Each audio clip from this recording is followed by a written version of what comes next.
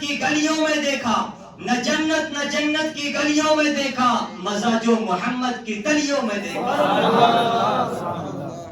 نہ جنت کی گلیوں میں دیکھا، مزہ جو محمد کی تلیوں میں دیکھا۔ اللہ اکبر۔ جبریل تیرے در کے نگہباں کا ہم مزاج، باقی ملائکہ ہیں تیرے گلیوں کے کوزگر، اور محفوظ جسم ہو تیرے نقش قدم کا عکس، کیوں آسماں کا سر نہ جھکے ایسی خاک پر، تیرے سوا دعا میں بھلا اب کس کا نام لوں، بعد از خدا بزرگ توئی قصہ مختصر۔ رحمۃ اللہ وبرکاتہ۔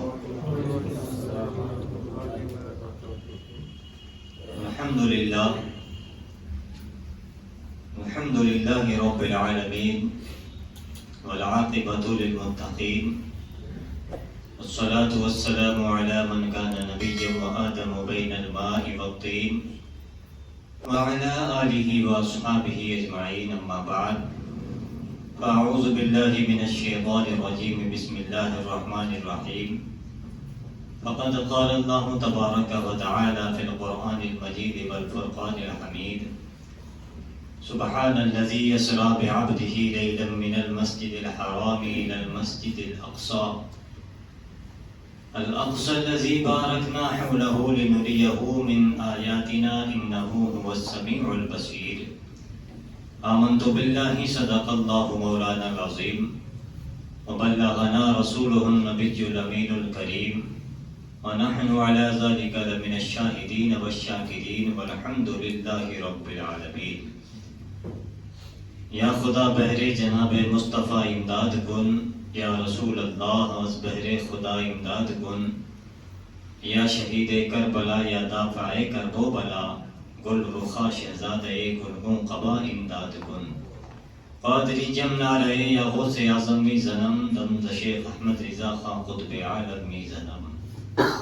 آئیے حضرات، کچھ عرض و معروض کا سلسلہ شروع کرنے سے قبل انتہائی عقیدت و محبت کے ساتھ گنبد خضرا کو نگاہوں میں بسا کر درود پاک کا نذرانہ پیش کریں۔ پڑھیے بآواز بلند، اللہم صلی علی سیدنا و شفیعنا و سندنا و مولانا محمد مبارک وسلم، صلو علیہ صلاۃ و سلام علیک یا رسول اللہ صلی اللہ تعالی علیہ وسلم۔ حضرات، یہ مبارک مہینہ رجب المرجب کا مبارک مہینہ ہے، اور اس مہینے کی 27 تاریخ کو مصطفیٰ کریم صلی اللہ تعالی علیہ وسلم کو معراج عطا ہوئی۔ اللہ نے اپنے پاس بلایا، زمین و آسمان کی سیر کرائی، اور بہت سارے اسرار و رموز انشاءاللہ آپ ملاحظہ فرمائیں گے۔ لیکن اس مہینے میں امام حسین رضی اللہ تعالیٰ عنہ کے پر پوتے، جن کا نام امام جعفر صادق رضی اللہ تعالیٰ عنہ ہے، ان کی بھی نظر و نیاز کا اہتمام کیا جاتا ہے۔ ان کی تاریخ وفات جو ہے وہ 15 رجب المرجب ہے، اور 22 رجب المرجب کو امیر المؤمنین حضرت امیر معاویہ رضی اللہ تعالی عنہ کا یوم وصال ہے۔ اور یہ وہ شخصیت ہے کہ مصطفیٰ کریم صلی اللہ تعالی علیہ وسلم کی بارگاہ میں کثرت سے موجود رہتے تھے، اور جبریل امین جو بھی وحی لے کر آتے تھے میرے آقا کو بتاتے تھے، اور میرے آقا حضرت امیر معاویہ کو بتا دیا کرتے تھے، تو وہ لکھنے کا کام حضرت امیر معاویہ کیا کرتے تھے۔ آپ اندازہ لگائیں تو بے شمار یہ برکتوں کا، عظمتوں کا مہینہ ہے۔ آپ حضرات کچھ ساتھ دیں تو انشاءاللہ الرحمن یہ 27ویں شب معراج کے متعلق کچھ باتیں آپ کی سماعتوں کے گوش گزار کرنے کی کوشش کرتا ہوں۔ حضرات، جس آیت کریمہ کو عنوان سخن بنایا ہے، رب کائنات اپنے کلام میں ارشاد فرماتا ہے، سبحان الذی اسریٰ بعبدہ لیلا من المسجد الحرام الی المسجد الاقصی الی آخر ہذہ الآیہ۔ اللہ نے بے شمار پیغمبران اعظام کو اس دنیا میں مبعوث فرمایا لوگوں کی ہدایت و رہنمائی کے لیے، اور ہر نبی کو معجزات عطا فرمائے۔ امت جس فن میں کمال رکھتی تھی، اللہ نے ان انبیاء کرام علیہم الصلاۃ والتسلیم کو اسی صنف، اسی قسم کے انبیاء کرام کو معجزات بھی عطا فرمائے تھے، اور وہ اس شان سے معجزے پیش فرماتے تھے کہ انسان کی عقل دنگ رہ جاتی تھی۔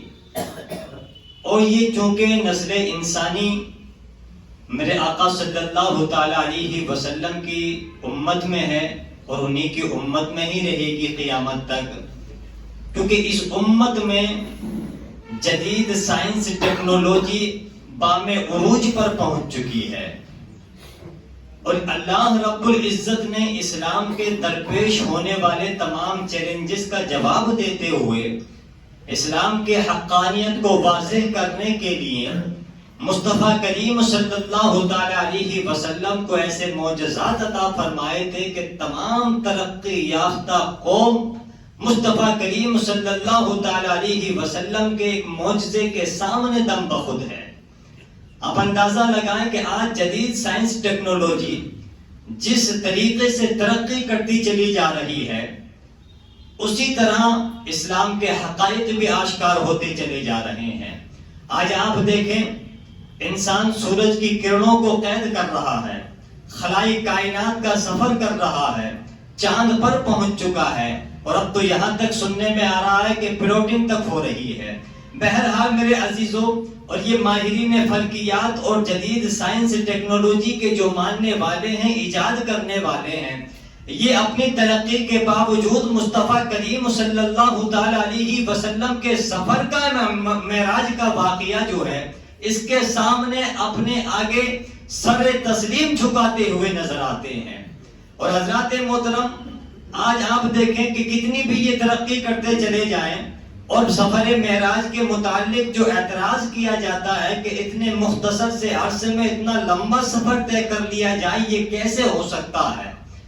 اصل میں یہ اعتراض ہی غلط ہے۔ انصاف کا تقاضا یہ ہے، اور تعصب کا عینک اتار کر دیکھو، اللہ رب العالمین تمام کائنات کا پالنہار ہے، پیدا کرنے والا ہے۔ اس نے سارے انسان کو بنایا ہے، اشرف المخلوقات بنایا ہے، ہر ایک چیز کو اس نے پیدا فرمایا ہے۔ انسان کی بنائی ہوئی ایک چیز ہے، مخلوق ہے، مخلوق نے بنائی ہے الیکٹریسٹی، بجلی، لائٹ، روشنی۔ آپ اندازہ لگائیں کہ اس کی رفتار کا عالم کیا ہے۔ اس کی رفتار کا عالم یہ ہے پیارے کہ یہ ایک سیکنڈ میں 3 لاکھ کلومیٹر کا سفر طے کرتی ہے۔ ایک سیکنڈ میں 3 لاکھ کلومیٹر کا سفر طے کرتی ہے، اور جس رب کائنات نے ساری کائنات کو وجود بخشا، اپنے حبیب صلی اللہ تعالی علیہ وسلم کو اپنے نور سے پیدا فرمایا، نور علی نور بنا کر بھیجا، تو اس نور کامل کی سرعت پرواز، طاقت پرواز کا اندازہ بھلا کون لگا سکتا ہے جس نے کو اللہ نے اپنے نور سے پیدا فرمایا ہو؟ تو حضرات محترم، تو اس کا کوئی یہ اعتراض نہیں ہے۔ اور وہ ذات گرامی اتنی جلدی سفر طے کر کے واپس آ جائیں تو تعجب کی کیا بات ہے۔ آج تمہاری جدید سائنس ٹیکنالوجی اتنی ترقی کرتی چلی جا رہی ہے، انسان نے بنائی ہوئی الیکٹریسٹی، بجلی ہے، وہ ایک سیکنڈ میں 3 لاکھ کلومیٹر کا سفر طے کر سکتی ہے، تو جس کو اللہ نے سراپا نور بنا کر بھیجا ہو تو بھلا وہ اتنی جلدی واپس آ جائے تو تعجب کی کیا بات ہے۔ اور بے شمار انبیاء کرام کو اللہ نے معراج عطا فرمائی، لیکن جس شان کے ساتھ اللہ نے اپنے حبیب کو معراج عطا فرمائی، کسی اور نبی کو ایسی معراج عطا نہیں فرمائی۔ آپ کو حالت بیداری میں، جس میں اطہر کے ساتھ مسجد حرام سے مسجد اقصی تک کا سفر، یہاں سے ملائے اعلیٰ تک کا سفر، خلائی کائنات کا سفر اللہ نے اپنے حبیب کو کرایا، اور اس سفر میں بے شمار راز پوشیدہ ہیں جس کو اہل علم اور عرفان بخوبی جانتے ہیں۔ اور حضرات، جس آیت کریمہ کو میں نے عنوان سخن بنایا ہے، سبحان الذی کے لفظ سین پر آپ غور فرمائیں، اور انہ هو السمیع البصیر کے را پر آپ غور کریں۔ ان دونوں حرفوں کو جب ملاتے ہیں تو بنتا ہے سر۔ لفظ سبحان کا سین اور بصیر کی را، ان کو آپ دیکھیں تو لفظ بنتا ہے سر، اور سر کے معنی آتے ہیں عربی زبان میں راز کے۔ یعنی یہ آیت کریمہ اس بات کی طرف اشارہ کر رہی ہے کہ واقعہ معراج سر من اسرار اللہ، یعنی اللہ کے رازوں میں سے ایک عظیم راز ہے جس کو اللہ اس کے رسول کے سوا کوئی تیسرا نہیں جان سکتا۔ اب آئیے آیت کریمہ کی تشریح آپ ملاحظہ فرمائیں. سبحان الذی، پاک ہے وہ ذات. اللہ نے اب اس سفر معراج کو اپنی پاکی سے بیان فرمایا ہے. پاک ہے وہ ذات جو لے گیا، اور اللہ اس عجز سے، مطلب یہ ہے کہ اللہ اس عجز سے پاک و صاف ہے کہ اپنے محبوب بندے کو رات کے تھوڑے سے حصے میں ان بلندیوں پر نہ لے جا سکے. اسرا بعبدہ، جو لے گیا اپنے محبوب بندے کو. اس لفظ میں تفریح، مسرت و شادمانی، خوشی کا اظہار ہے، اور اس میں یہ بھی ہے، اشارہ ہے کہ سیر کرانے والا کون؟ اللہ رب العزت، اور سیر کرنے والے مصطفیٰ کریم صلی اللہ تعالی علیہ وسلم. سیر کرانے والا سیر کرنے والے کے ساتھ ساتھ تھا، اور یہ ساتھ بے کیف تھا جو سمجھ میں نہیں آ سکتا. لیلن، رات کو. حالانکہ یہ سیر اپنی خاص نشانیاں دکھانے کے لیے تھی، اور دیکھنا اچھی طرح دن کو ہوتا ہے، تو پھر رات میں سیر کیوں کرائی؟ اور پھر رات بھی 27ویں کی کیوں چنی گئی جس میں چاند نظر ہی نہیں آتا؟ یار اگر معراج کرانی تھی تو سورج کی روشنی میں بلا لیا ہوتا، چاند کی چاندنی میں بلا لیا ہوتا. اللہ رب العزت نے اپنے محبوب کو بلایا تو نہ سورج کی روشنی میں بلایا، نہ چاند کی چاندنی میں بلایا. اگر بلا لیتا تو مولوی چند کتابیں پڑھ کر اعتراض کر دیتا کہ دیکھو رب نے اپنے محبوب کو بلایا ہے تو سورج کی روشنی میں بلایا ہے، چاند کی چاندنی میں بلایا ہے. اللہ نے اس ازالے کا بھی، اس شبے کا بھی خاتمہ فرما دیا ہے کہ میں اپنے محبوب کو نہ سورج کی روشنی میں بلاؤں گا، نہ چاند کی چاندنی میں بلاؤں گا، بلکہ یہ سورج اور چاند جو روشنی پا رہے ہیں میرے حبیب کے صدقے سے ہی روشنی پا رہے ہیں. یہ جو تمام کائنات کے اجالے ہیں یہ میرے حبیب کے نور کا عکس ہیں، پرتو ہیں. اسی لیے تو ایک فارسی کا شاعر شیخ سعدی شیرازی علیہ الرحمہ فرماتے ہیں، کلیمے کے چرخ فلک طور اوست، ہما نورہا پرتبے نور اوست. تمام کائنات کے اجالے مصطفیٰ کریم سے روشنی پا رہے ہیں. اور شاہ عبدالعزیز محدث دہلوی فرماتے ہیں، عربی کے اشعار ہیں، ترجمہ بھی آپ ملاحظہ فرمائیں گے. یا صاحب الجمال و یا سید البشر، بڑا مشہور زمانہ کلام ہے آپ کا.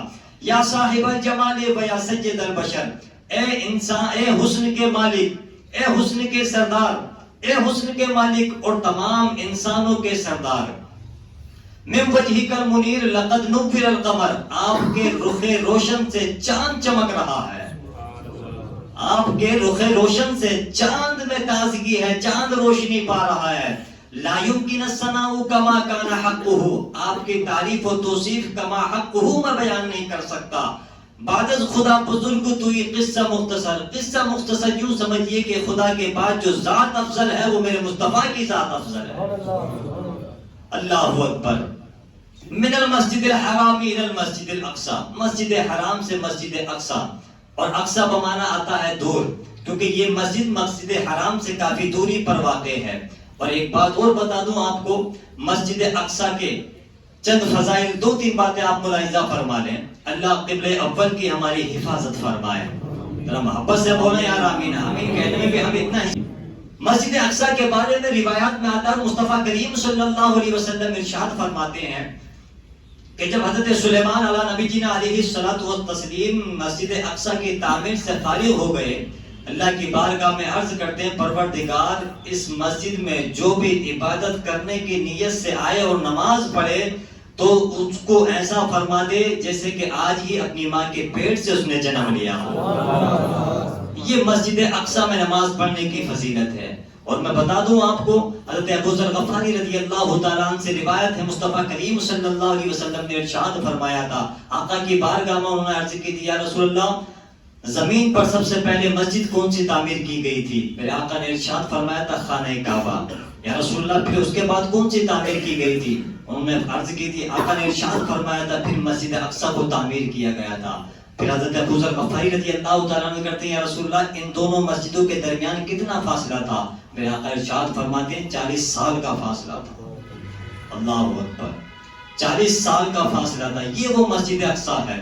اور ایک حدیث میں آتا ہے مصطفیٰ کریم صلی اللہ علیہ وسلم نے ارشاد فرمایا ہے کہ جو بندہ مومن 3 مسجدوں کے ارادے سے سفر کی نیت سے ثواب زیادہ پانے کی نیت سے سفر کرتا ہے، وہ 3 مسجدیں ہیں.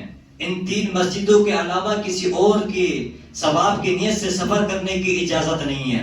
سفر کر سکتے ہیں لیکن جو ثواب ان 3 مسجدوں کا بتایا گیا ہے وہ آپ ملاحظہ فرمائیں. سب سے پہلا ہے خانہ کعبہ، دوسرا ہے مسجد اقصی، اور تیسرا ہے مسجد نبوی شریف. سبحان اللہ. ان مسجدوں میں آپ نماز پڑھیں گے تو کتنا ثواب ملے گا بخوبی جانتے ہیں، بتانے کی ضرورت نہیں ہے. اللہ مسجد اقصی کے آزاد فرمائے اور ہمارے قبلہ اول کی حفاظت فرمائے. تو یہ مسجد اقصی وہ مسجد اقصی ہے جہاں بے شمار انبیاء کرام علیہم الصلوۃ والتسلیم کے مزارات موجود ہیں، ان کے آثار موجود ہیں، حسنی برکتیں ہیں، باغات ہیں، سبز و شاداب ہیں، ہریالیاں ہیں. آج تو ظالموں نے تہس نہس کر رکھا ہے، اللہ ان ظالموں کو تباہ و برباد فرمائے. حضرات محترم اب آئیے لنریہ من آیاتنا، تاکہ ہم اسے دکھائیں اپنی نشانیاں. انہ هو السمیع البصیر، بے شک وہی سننے والا اور دیکھنے والا ہے. ہجرت سے تقریباً 5 سال قبل میرے آقا صلی اللہ تعالی علیہ وسلم اپنی چچا زاد ہمشیرہ حضرت ام ہانی رضی اللہ تعالی عنہ کے گھر پر آرام فرما ہے. جبریل 70,000 فرشتوں کی نورانی جماعت لے کر حاضر خدمت رسالت مآب صلی اللہ تعالی علیہ وسلم ہوتے ہیں. عرض کرتے ہیں یا رسول اللہ علیہ الصلوۃ والسلام، رب آپ کی ملاقات کا مشتاق ہے. میرے آقا محو استراحت ہیں، آرام فرما رہے ہیں. اللہ کی بارگاہ میں جبریل امین عرض کرتے ہیں پروردگار تیرے حبیب کو کیسے جگاؤں؟ اگر آواز دے کر جگاتا ہوں تو یہ بے ادبی ہے، تو مولا ہلا دوں؟ تو رب کی بارگاہ سے جواب آتا ہے کہ یہ بھی بے ادبی ہے. اور ایک فارسی کا شاعر کہتا ہے ادب گاہیست زیر آسماں از عرش نازک تر، یہ ادب کی جگہ ہے اور عرش سے بھی زیادہ نازک یہ معاملہ ہے. یہاں آ کر تو بڑے بڑے بزرگ حضرت جنید اور حضرت بایزید بستامی جیسے عظیم بزرگ اپنی سانسوں تک کو روک لیا کرتے ہیں. اللہ اکبر، یہ ادب کا مقام ہے. تو جبریل آگے عرض کرتے ہیں پروردگار تو پھر تیرے حبیب کو کیسے جگاؤں؟ ادب کی جگہ ہے. مولا ہلا دوں؟ آواز آتی ہے نہیں. تو مولا آواز دے کر جگا دوں؟ نہیں. تو ذرا سنیں، اللہ کی بارگاہ سے جواب آتا ہے یا جبریل قبل قدمیہ، اے جبریل میرے محبوب کے قدموں کا بوسہ لے لے. ادب دیکھیں کون کر رہا ہے؟ تمام فرشتوں کے سردار. اللہ اکبر. تمام فرشتوں کے سردار نے اپنے نورانی لب مصطفیٰ کریم صلی اللہ تعالی علیہ وسلم کے تلووں پر رکھ دیتے ہیں. بوسہ دینے کا مقصد تو یہ تھا کہ آقا بیدار ہو جائیں. آقا بیدار ہو جاتے ہیں لیکن جبریل امین نہیں اٹھتے ہیں. جبریل امین نہیں اٹھتے ہیں. میں نے تخیل اور عاشقوں کے لیے ایک جملہ دینے لگا ہوں. میں نے عرض کی جبریل امین بوسہ دینے کا مقصد تو یہ تھا کہ آقا بیدار ہو جائیں. آقا بیدار ہو گئے، جبریل امین آپ تو اٹھیے نا. جبریل امین نے جواب دیا تھا کہ مجھے لطف آیا، مجھے مزہ آیا. ذرا دیکھیں یار عاشقوں کے لیے جملہ. میں نے کہا جبریل امین کی بارگاہ میں عرض کی ہے جبریل امین بوسہ دینے کا مقصد تو یہ تھا کہ آقا بیدار ہو جائیں. آقا بیدار ہو گئے، آپ تو اٹھیے نا. اے جبریل امین تم تو جنت میں رہتے ہو، تم نے جنت کو دیکھا ہے، جنت کی بہاروں کو تم نے دیکھا ہے، جنت کے نظاروں کو تم نے دیکھا ہے. اے جبریل امین طاہر سدرہ روح الامین تم نے نبیوں کو دیکھا، نبیوں کے معجزات کو تم نے دیکھا. آدم کو عرفات کے میدان میں تم نے دیکھا، حضرت نوح کو کشتی کا ملاح بنے ہوئے تم نے دیکھا، حضرت موسیٰ کو کوہ طور پہ رب سے باتیں کرتے تم نے دیکھا. حضرت جبریل امین جواب دیتے ہیں ہاں میں نے سب کچھ دیکھا لیکن مجھے یہاں لطف ملا. میں نے عرض کی جبریل امین مجھے بتائیں وہ لطف کیا ملا تاکہ میں دیولی کے غیور باشعور مسلمانوں کو بتا سکوں. تو سنو جبریل امین کیا جواب دیتے ہیں. مجھے لطف آیا، نہ جنت کی گلیوں میں دیکھا، نہ جنت کی گلیوں میں دیکھا، مزہ جو محمد کی تلیوں میں دیکھا.